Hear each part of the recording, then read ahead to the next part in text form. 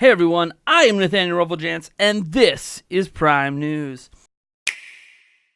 So today's lead story actually deals with a new middleware Nintendo is releasing for Switch called the Bezel engine. In fact, it's technically called Nintendo Wear Bezel engine. And this dates back all the way back to when Nintendo released what was called WiiWare at the time for Nintendo Wii. A middleware is essentially an engine that runs a game. To give you an example, Unreal Engine 3, Unreal Engine 4, those would be considered middleware. Those are what's happening between the coder and the end user that brings it all together. And the engines are obviously extremely important because they serve as the backbone for whatever game you're making. And Nintendo seems to be specifically making this one for Nintendo Switch developers on the indie scene. That doesn't mean there can't be a AAA developer that uses it, but it is specifically designed for indie developers, at least according to what happened when it was announced. Because you see, this was announced by Nintendo at a private meeting at GDC, the Game Developers Conference. We do have one slide of this, the very first slide that we could show you.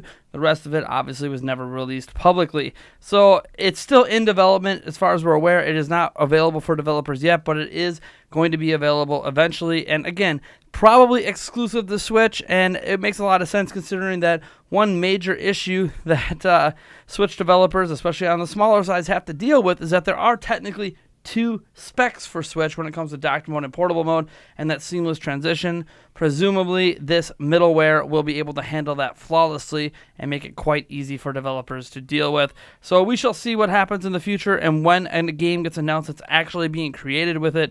I assume that we'll see one before the end of the year, but who knows? I just wanted to let you guys know, if you're an indie developer out there and you're wondering how to get started on Switch, this might be something to inquire Nintendo about. Now, our second story of the day actually deals with Super Smash Bros. For Wii U and 3DS.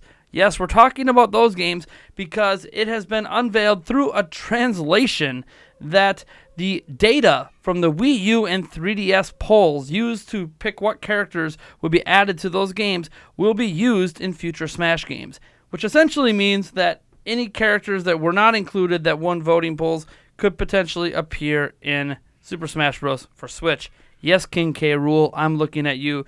Another popular vote besides King K. Rool from the Donkey Kong series, if you're curious where he comes from, is, well, Banjo and Kazooie from Banjo and Kazooie. And we know that Phil Spencer and Microsoft is more than willing to allow those characters to be in Smash, but we also know that Sakurai has never allowed a Western character that isn't from a Nintendo IP appear in a Smash Bros. Game. So I'd say the chances of that are pretty slim, but there's other popular ones. Isaac, as an example, was also one of the top vote getters at one point. So that kind of gives us an idea, at least, of what to possibly expect for quote-unquote new characters in the Smash Bros. Game. It at least gives us a starting point for speculation, right? This doesn't actually confirm anything, and apparently this text has been on the polls, specifically in Japan, this entire time, but no one bothered to translate it or care because we only had those Smash Bros. Games at that time. So it is what it is. Let me know what you think about this down in the comments below, because I'm very curious to see what characters that ended up pretty high on the vote tally from those polls back then do you think are going to make it in this time? And can someone say someone besides Ice Climbers? Because I think at this point, Ice Climbers is a pretty obvious addition. Our third story of the day actually comes from Koei Tecmo, where the president is extremely pleased with sales of their games on Nintendo Switch and are looking forward to what the sales might be in 2018. We have a few breakdowns from an interview they did with Japanese publication Nikkei, and they said the addition of powerful hardware like Switch, Koinuma, who is the president, sees a brighter year ahead for Koei Tecmo. 2017 was a bit of a tough fight for the company overall. Koinuma knows that One Piece Pirate Warriors 3 Deluxe Edition had been selling out on Nintendo Switch. While not selling as well as Bandai Namco's games, Koei Tecmo's Switch titles are selling well even after launch. They even specifically say that they've been continuing to repeat orders in terms of having to refill stock over and over and over again at many retailers. And that's what really matters. Isn't so much what the sales were at launch. It's that they obviously under-delivered because they need to keep printing more and more copies of these games for retailers. So, yeah, they seem to be pretty excited for their prospects in 2018, even though it's a little strange to hear like maybe things weren't as good as they wanted it to be, but then they didn't have enough copies of games out there to meet demand. It's kind of a weird conundrum, but it is what it is. From all we could tell here, Koei Tecmo seems extremely pleased with Switch and is looking forward to an even stronger 2018. In other news, Warhammer 40,000 Deathwatch is being listed for Nintendo Switch by retailer OZ Game Shop. It does include Switch box art, which you are already taking a look at right now. And yeah, that's really it. The release date on their website is listed as September 21st, and they are taking pre-orders for $36.99. This game is not currently announced in any official capacity, but we are starting to see a trend, at least over the past 8 months or so, where games are starting to appear at retailers before they're ever even confirmed for Switch. It's a really strange thing that seems to be happening consistently for this platform. This isn't true of all other platforms. So whatever the case may be, to have box art that looks this legit tells me that this, I mean, why would they be taking pre-orders on an item that doesn't exist at all? They're just going to have to refund everyone. So at this point, I don't know what to tell you. Is it real? Is it fake? Is it one of those hoax listings? I don't know. I don't know much about OZ Game Shop. I know a friend of mine that's bought some stuff from them, but it is what it is. You guys let me know what you think about that. And our last story of the day deals with Dark Souls Remastered. You know, that game coming out for Switch pretty soon and other platforms.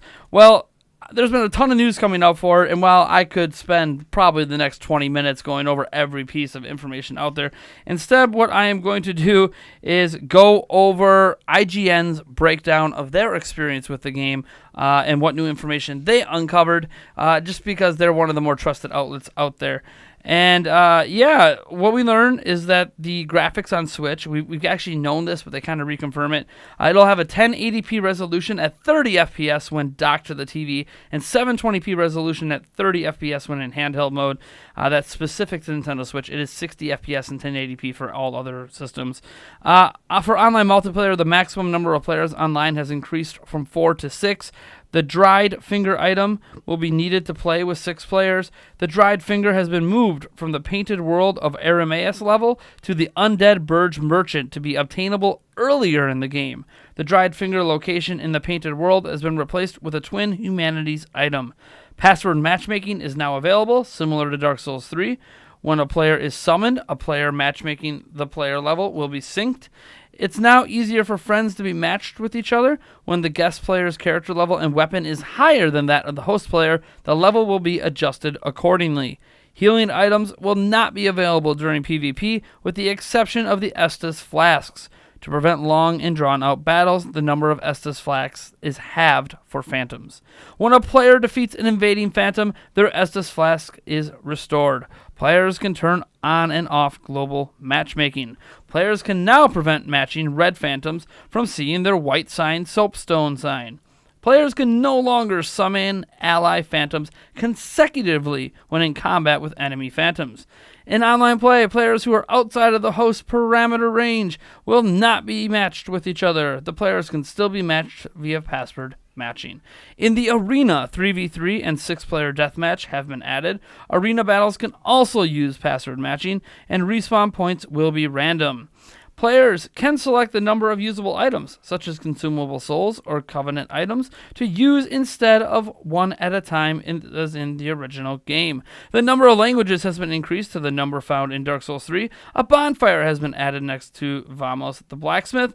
Covenants can be switched at bonfires. Button configuration is available. Items will not automatically be registered to an item slot when picked up. When the up or down directional pad is held down, the first item equipped will be selected, and the online network has changed from P2P to dedicated servers. Yes, player to dedicated servers. That is extremely important changes to this game. Obviously, what I kind of take away from all these changes is that not a whole lot has changed with Dark Souls Remastered in terms of the base game. They changed a lot of the online components and all that stuff and added some new modes, but in general, we're getting the OG version of Dark Souls at a higher resolution and a hopefully stable frame rate. That's about it, at least for the Switch version. And you know what? I feel like that's probably acceptable as long as it's not $60, right?